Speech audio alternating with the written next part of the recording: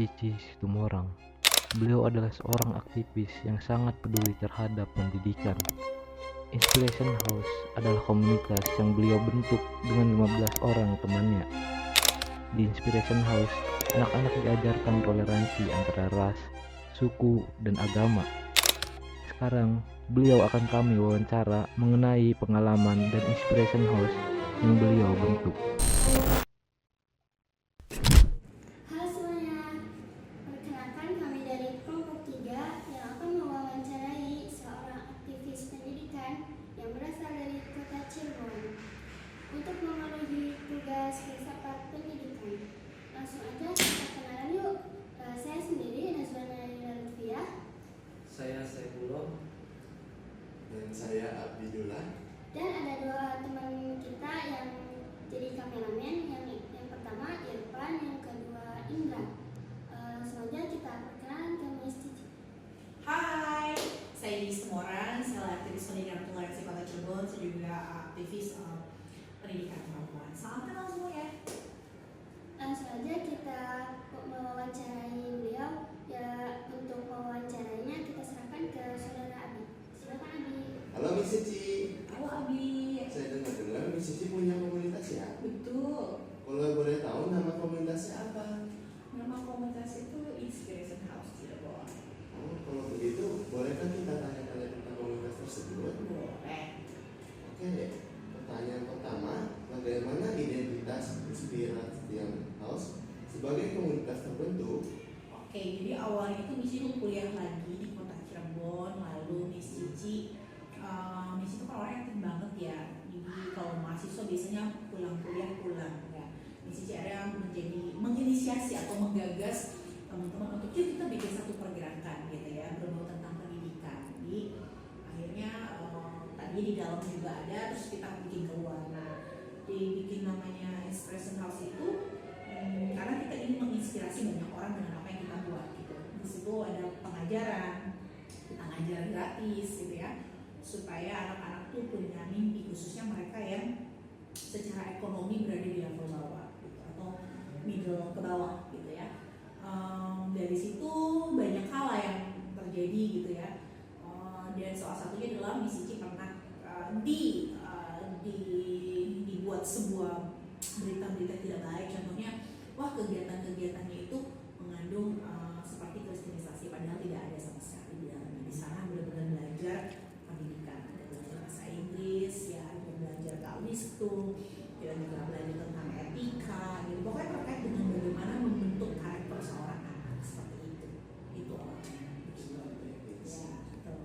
Oke, untuk pertanyaan kedua, bagaimana peran Miss Cici sebagai aktivis pendidikan dalam membentuk Inspiration House? Sangat banyak banget. Jadi saya juga tadinya tidak mengatakan diri saya aktivis gitu, tetapi orang-orang yang mungkin sudah melihat gitu ya, karena zaman sekarang waktu itu di 2015 terbentuknya, 2015 itu orang-orang bener gak sih ini gratis, karena di era yang sangat-sangat butuh banyak dana, banyak uang, kok bisa gratis gitu. Tetapi di sini punya pemikiran bahwa menjadi seseorang manusia dan warga negara, kita harus bisa melakukan sesuatu hal dari apa yang kita punya, gak mesti dari uang, ilmu kita. Salah satunya itu Miss Cici buat, dan Miss Cici tuh orangnya teguh gitu, prinsipnya teguh gitu. Jadi kalau ada tim di Miss Cici itu juga saya bilang, kalau kamu mau berada di sini ya kamu harus benar-benar semangat gitu. Ya kan, semangat untuk mengerjakan, jangan hanya untuk sekedar masuk saja udah ngajar selesai, enggak, tapi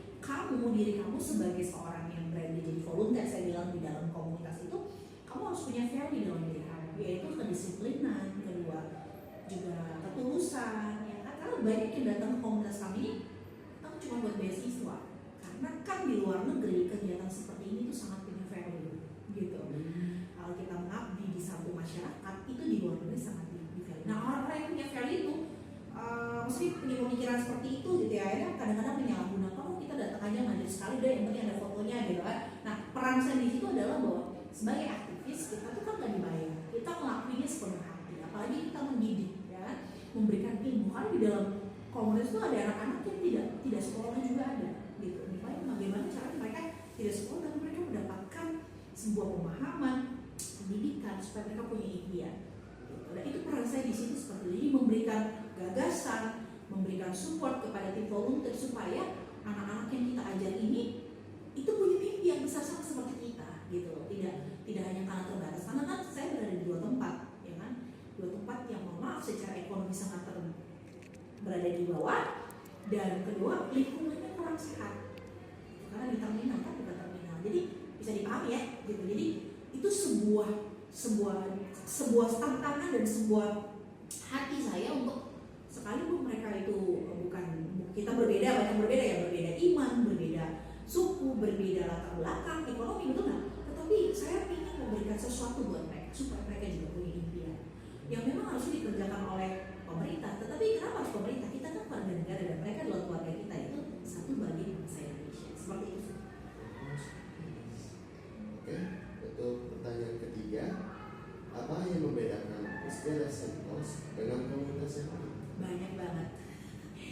Ini kata mereka, bukan kata saya ya. Gitu ya. Beberapa volunteer pernah cerita ketika misalnya mereka ikut satu kegiatan, karena kegiatan kami itu levelnya bukan cuma di lokal tapi di nasional. Gitu ya. Jadi kadang-kadang dari pusat itu, dari Bandung, dari Jakarta undang kami nanti ikut seminar atau apa yang ada di Kota Cirebon, pasti melibatkan komunitas kami. Atau ada satu pergerakan kami diundang menjadi panitia. Nah, kelebihan kami itu ya menurut volunteer ya yang ketemu dengan orang, oh mbaknya dari Inspiration House ya, selalu all out, selalu bagus gitu. Jadi membedakan kami adalah kami disiplin. Satu disiplin, kedua belum pernah ada komunitas, cari di seluruh Indonesia. Kami adalah satu-satunya komunitas pendidikan dan toleransi anak yang ada di Indonesia. Coba cari, nggak ada. Gitu. Karena kami konsisten di situ gitu ya. Terus yang ketiga membedakan adalah di dalam komunitas itu kami sangat memantau tim volunteer. Jadi kita ngajar orang kan, adik-adik harus belajar kan. Tim itu harus benar-benar.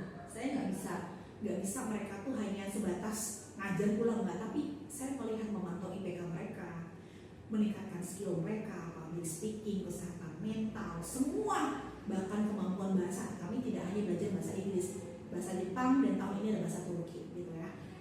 Kemarin bahasa Korea. Jadi semua kita akan diperlengkapi dengan banyak hal. Jadi makanya volunteer tuh senang banget gitu karena diberikan banyak kemampuan itu yang berbeda dengan yang lain. Karena kan komunitas pendidikan artinya mereka harus punya peningkatan skill dalam pendidikan ya kan. Gak cuma pendidikan secara di dalam formal tapi informal juga.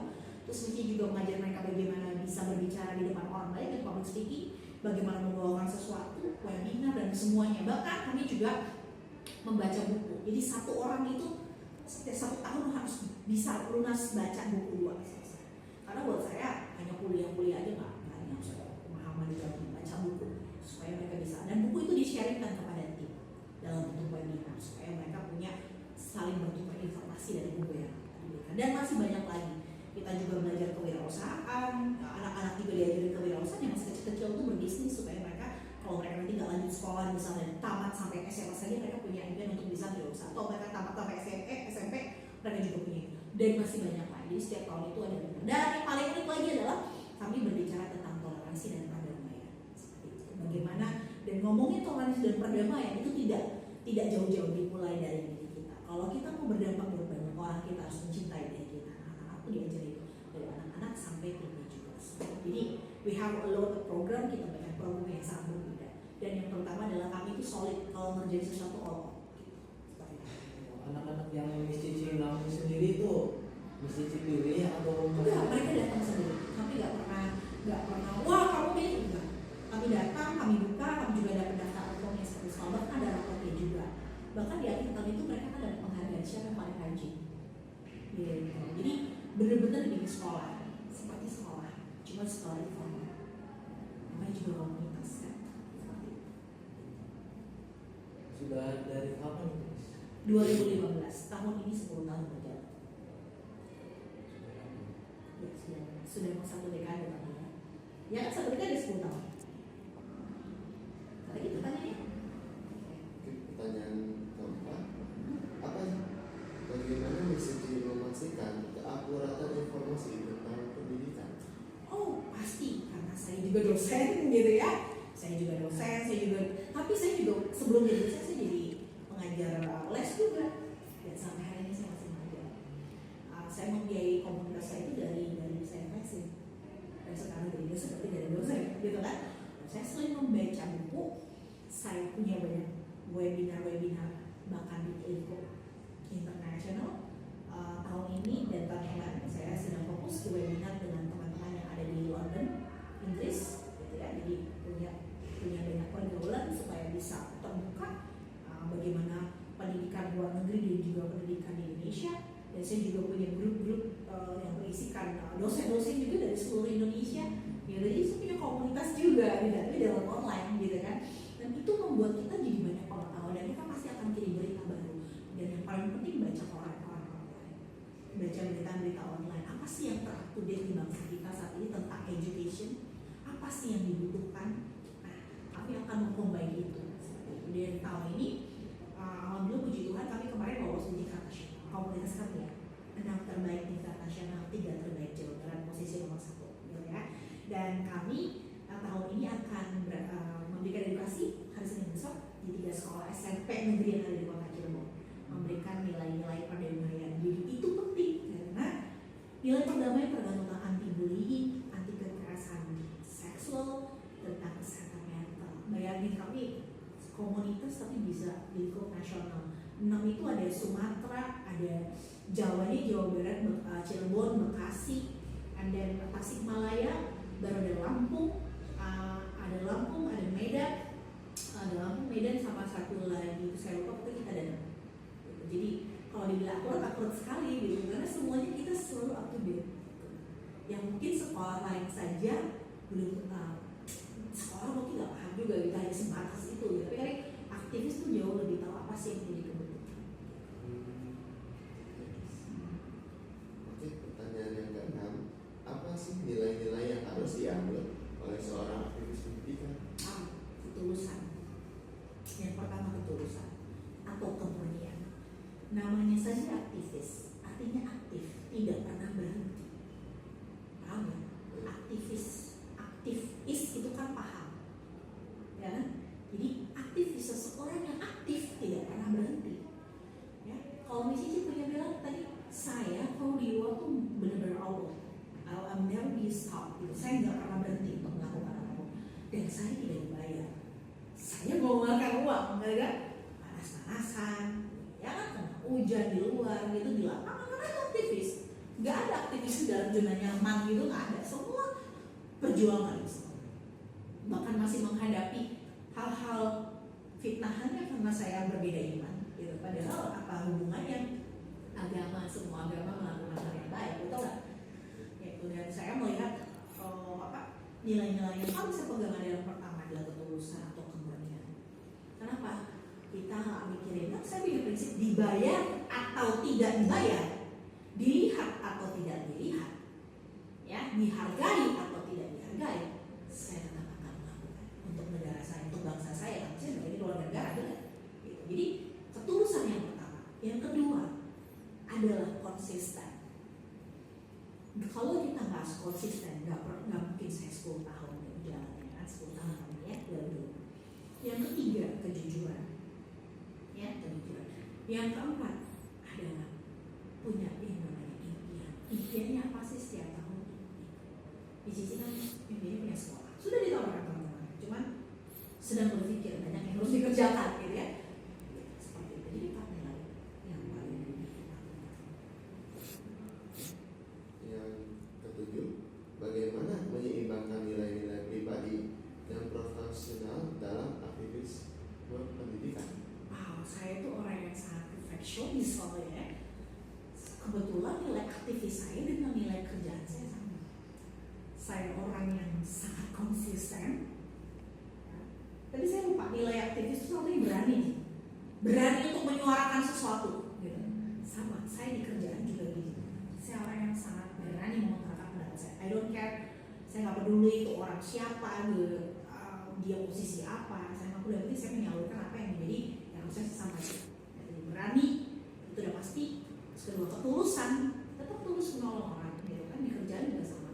Kalau ada mahasiswa datang, masa saya suruh keluar kan mungkin. Ya udah datang saya masih dengerin mereka. Gitu. Itu sama seperti siapapun dari berbagai daerah, misal dari kota, chat saya, telepon saya, bantu dong, bantuin kita dong ada proyek. Oh, kamu udah berani. Kalau saya bisa bantu saya bantu. Ini sama. Yang ketiga adalah konsisten, sama konsisten. Menyeimbangkannya nggak susah karena itu menjadi nilai hidup saya. Jadi saya tidak perlu berubah.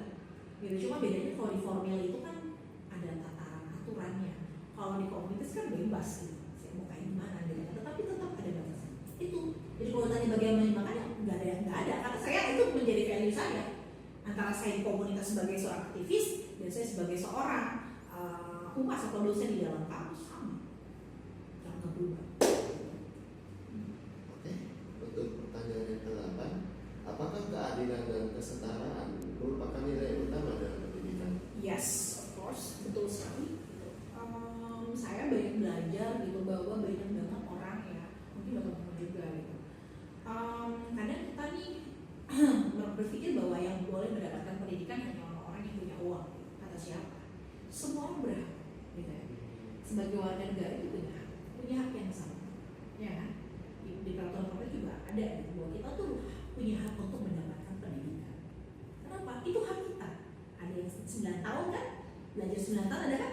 Nah, kalau mau kuliah sekarang sudah banyak juga. Kuliah ada program beasiswa banyak, ada KIP, ada yang lain-lain gitu. Artinya setiap orang. Kenapa saya bilang setara itu penting? Makanya saya di dalam komunitas itu semua anak harus mendapatkan pemahaman materi yang sama, tidak boleh berbeda.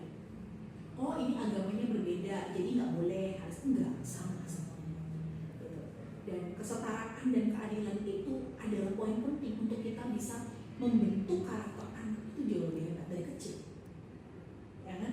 Setara, tidak ada. Misalnya kita kasih mereka buku-buku yang sama, kita kasih pensil yang sama, kita kasih kegiatan yang sama, gitu. Ya kan? Jadi nggak ada membeda-bedakan gitu. Waktu itu pernah kejadian misalnya ada yang datang, saya boleh masuk nggak? Boleh, silahkan daftar gitu ya. Nah, kok belum dapat buku? Ya belum, karena kan baru datang gitu. Tapi kalau sudah masuk kita kasih buku. Jadi nggak ada pembedaan gitu. Artinya semuanya layak untuk mendapatkan ilmu pengetahuan yang sama. Semua harus mendapatkan sesuatu yang sama. Tidak boleh beda. Misal dapat goodie bag, ya isinya sama. Semua nggak ada. Itu kan pendidikan yang sederhana, benar? Mengajarkan mereka untuk bilang terima kasih, minta maaf, sama. Nggak ada bedanya. Dan gurunya atau pengajar yang volunteer juga dapat hal yang sama. Jadi dua nilai ini adalah yang terpenting supaya mereka karena pintar aja nggak cukup, tapi bisa memahami tentang kesetaraan, tentang keadilan, bahwa mereka juga layak untuk memiliki yang sama, sekalipun mereka dari orang yang kurang beruntung secara ekonomi.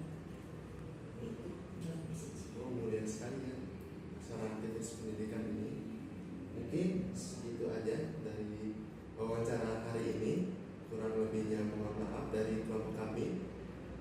Mungkin Miss Cici ada mau tambahan dari Miss Cici, silakan. Mungkin pesan kali ya. Pendidikan itu adalah satu senjata, ya. Jadi melalui pendidikan kita dapat mengubah hidup kita. Sekalipun secara ekonomi kita nggak punya, tapi ketika kita memiliki pendidikan, kita akan mengubah banyak hal, ya. Mengubah diri kita menjadi lebih bijaksana, mengubah keluarga kita, mengubah lingkungan kita, merubah segalanya. Kita mempunyai impian yang besar melalui pendidikan. Jadi pesannya saya adalah jangan pernah malas untuk belajar, untuk memiliki atau menempuh pendidikan apapun caranya dengan hal yang baik, ya. Dan apapun kondisi kita, jangan pernah membuat kita menyerah untuk meraih pendidikan setinggi mungkin, sehebat mungkin, karena lewat pendidikanlah suatu bangsa akan mengalami suatu terobosan hal-hal baik dari segi ekonomi, sosial, dan budaya. Mungkin sekian aja wawancaranya, silakan. Oke, mungkin cukup sekian yang mendapat